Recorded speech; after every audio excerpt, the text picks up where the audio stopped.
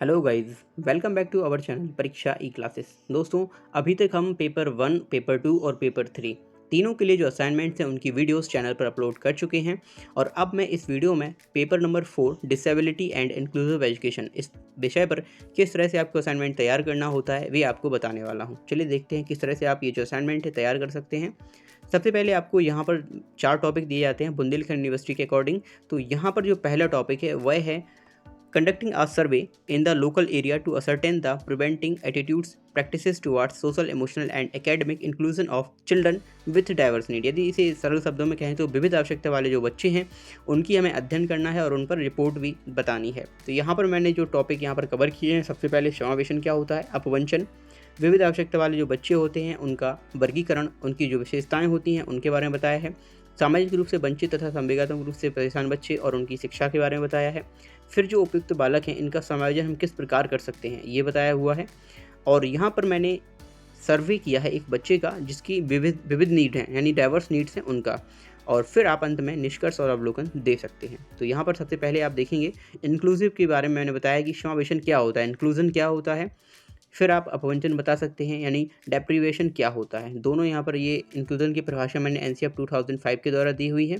आप कोई और यहाँ पर जो डेफिनेशन है वो लिख सकते हैं।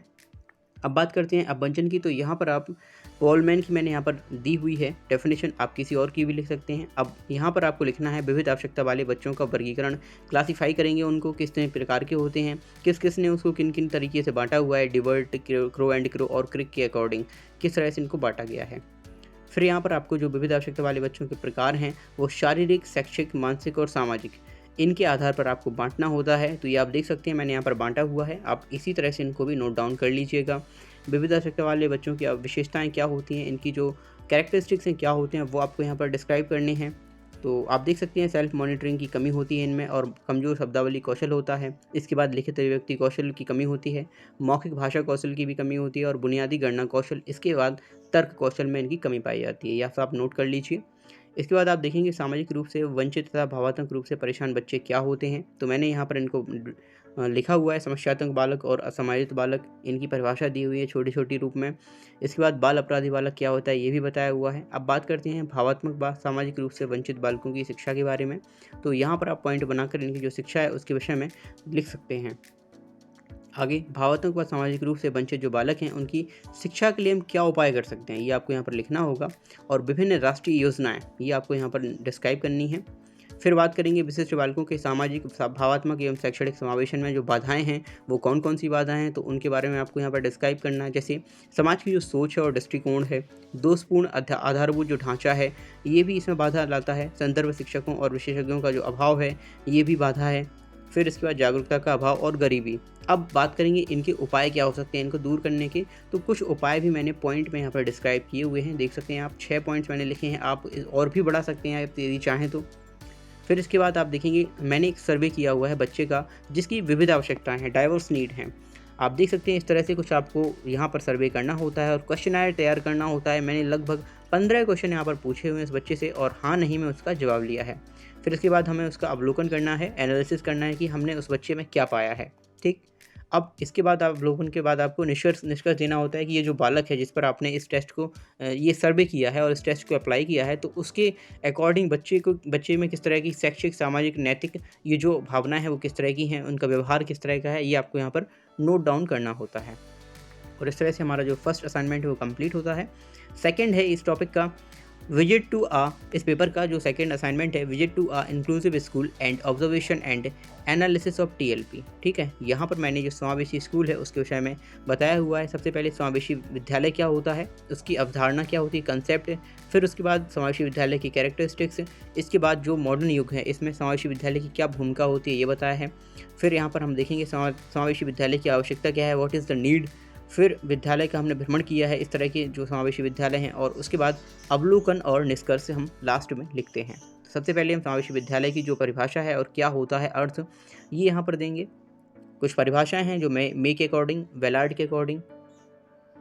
फिर यहाँ पर आप जो कंसेप्ट है समावेशी विद्यालय का उसको नोट डाउन कर सकते हैं और समावेशी विद्यालय की विशेषताएं यहाँ पर लिख दीजिएगा। आगे समावेशी विद्यालय क्या होता है आप देख सकते हैं, सामने आपके दिया हुआ है। आधुनिक युग में समावेशी विद्यालय की क्या भूमिका होती है, ये आपको यहाँ पर लिखना होता है कि क्या भूमिका है। फिर इसके बाद समावेशी विद्यालय की जो आवश्यकता है, नीड्स है, वो लिख सकते हैं। क्या ज़रूरत है इस विद्यालय की, जो सामान्य विद्यालय हैं उनके अकॉर्डिंग भी तो हो सकता है काम, तो जो नीड है वो डाइवर्स नीड, उसके अकॉर्डिंग आपको यहाँ पर नोट डाउन करना है। अब अंत में यहाँ पर जो अवलोकन है और निष्कर्ष है वो यहाँ पर लिख सकते हैं। समावेशी शिक्षा अवधारणा के तहत स्थापित विभिन्न विशिष्ट विद्यालयों के साथ समावेशी विद्यालयों में अधिक जागरूकता आई है, जिससे बच्चे शिक्षा प्राप्त कर सकें और साथ ही साथ आत्मनिर्भर भी बन सकें। अब यहाँ पर आपको एक विजिट करनी होती है समावेशी विद्यालय की, इंक्लूसिव स्कूल की, तो आप विजिट में देख लीजिएगा, कोई भी एक विद्यालय चूज़ कर लीजिएगा जो स्पेशल स्कूल है, ठीक है, जो इंक्लूसिव स्कूल है। स्पेशल और इंक्लूसिव में यहाँ पर डिफरेंस होता है, तो आपको यहाँ पर जो समावेशी विद्यालय है वो आपको चूज़ करना है। तो मैंने यहाँ पर जो भ्रमण लिखा हुआ है, ये लिखा हुआ है आवासीय MC लेरेंटेड learning camp junior high school, इस स्कूल का, जो कि कक्षा 1 से लेकर 8 तक है। अब आपको सब कुछ बताना है कि विद्यालय किस प्रकार रन होता है, किस तरह का जो विद्यालय का वातावरण है उसके बारे में बता दीजिएगा। फिर इसके बाद पाठ्यक्रम यानी करिकुलम किस तरह से यहाँ यूज किया जाता है, स्टाफ के कितने लोग हैं, स्टाफ में सहयोगी सेवाएं किस तरह से प्रदान की जाती हैं, अभिभावक सहभागिता करते हैं या फिर नहीं, और संसाधन कितने उपलब्ध हैं, इन सब के बारे में बता दीजिएगा। इसके बाद सारे ये पॉइंट हैं आप लिख लीजिएगा, इसी तरह से आपको लिखना होता है।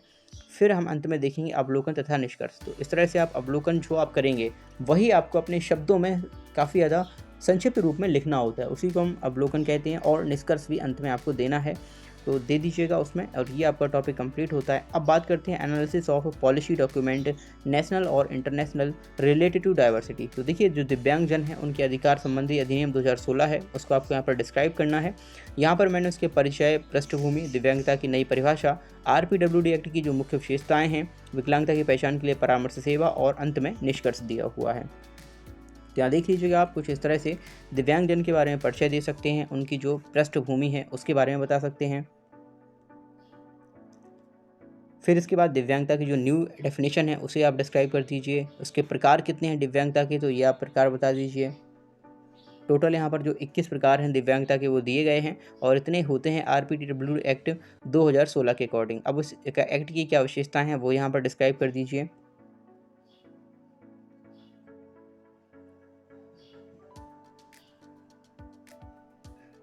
फिर यहाँ पर आपको जो विकलांगता की पहचान के लिए जो परामर्श सेवाएं हैं किस तरह से आप उपलब्ध करानी चाहिए गवर्नमेंट के द्वारा भी, तो इस तरह से आप उनके बारे में लिख दीजिएगा। और अंत में विकलांगता की पहचान के लिए प्रश्नों की आपको यहाँ पर सूची देनी है, जिसमें आप बच्चे का नाम और उसके स्कूल का नाम लिख सकते हैं, और इस तरह से फिर आप अंत में निष्कर्ष लिख दीजिएगा। RPWD एक्ट जो 2016 है ये किसकी जगह बनाया गया था, इन सब के बारे में आपको बताना है यहाँ पर। तो और निष्कर्ष को आप जानते हैं कि संक्षिप्त रूप में लिखना होता है, जो आप यहाँ पर नोट डाउन कर दीजिएगा। अब बात करते हैं जो हमारा अंतिम टॉपिक है, विजिट टू अ स्पेशल और इंटीग्रेटेड और इंक्लूसिव क्लासरूम।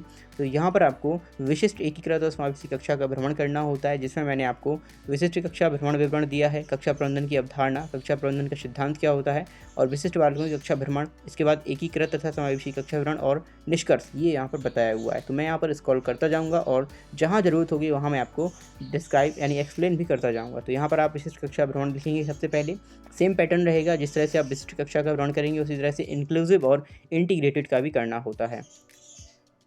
आप जिस विद्यालय में जा रहे हैं उस विद्यालय के विषय में परिचय दे दीजिए यहाँ पर। फिर इसके बाद कक्षा प्रबंधन की क्या कॉन्सेप्ट होना चाहिए, क्या सिद्धांत होना चाहिए, प्रिंसिपल क्या होना चाहिए। इसके बाद जो प्रस्तुत विशिष्ट कक्षा भ्रमण है उसका विवरण आपको यहाँ पर देना होता है। विशिष्ट कक्षा का प्रकार किस तरह का होना चाहिए, ठीक है, इस तरह से आप इनके बारे में लिख सकते हैं। अलग अलग तरह के बच्चों की जो कक्षाएं हैं, दृष्टि बाधित हुआ, वाणी बाधित हुआ, इन सभी बच्चों की कक्षाओं के बारे में लिखेंगे, और अंत में आप इसको निष्कर्ष के रूप में समाहित कर देंगे। अब बात करते हैं समावेशी कक्षा भ्रमण विवरण के बारे में। तो जो इंक्लूसिव क्लास होती है उसको किस तरह निर्माण किया जाता है उसके बारे में बताएंगे, क्या कॉन्सेप्ट होना चाहिए, फिर उसके क्या प्रिंसिपल होना चाहिए कक्षा प्रबंधन के। फिर प्रस्तुत जो समावेशी कक्षा भ्रमण है उसका विवरण आपको लिखना है यहाँ पर। फिर इसके बाद समावेशी कक्षा के प्रकार लिख सकते हैं, कितने तरह के प्रकार में उनको बांटा गया है। तो अलग अलग रूप से अक्षम बच्चे हैं उनके हिसाब से इस कक्षा को बांटा जाता है। इस तरह से आप इनके बारे में लिख लीजिएगा। अंत में आपको यहाँ पर निष्कर्ष देना होता है। तो कंक्लूजन आप देखेंगे, जो भी आपने अवलोकन किया है उसी के हिसाब से आपको यहाँ पर कंक्लूजन भी देना होता है। यहाँ पर हमारा जो थर्ड पेपर नंबर 4 का असाइनमेंट नंबर 4 है वो हमने कंप्लीट कर लिया है इंक्लूसिव एजुकेशन का। अब हम बात करेंगे अगली वीडियो में जो हमारा अगला टॉपिक है, अगला पेपर है पेपर नंबर 5 का। आपको वीडियो कैसा लगा प्लीज़ कमेंट्स में हमें ज़रूर बताइए। वीडियो यदि अच्छी लगी तो वीडियो को लाइक शेयर और चैनल को सब्सक्राइब करना बिल्कुल भी ना भूलें। साथ ही साथ ये वीडियो उन सभी के साथ ज़रूर शेयर कीजिए जो लोग एमएड प्रीवियस ईयर में प्रवेश ले रहे हैं। Thank you for watching this video. मिलते हैं अगली वीडियो में।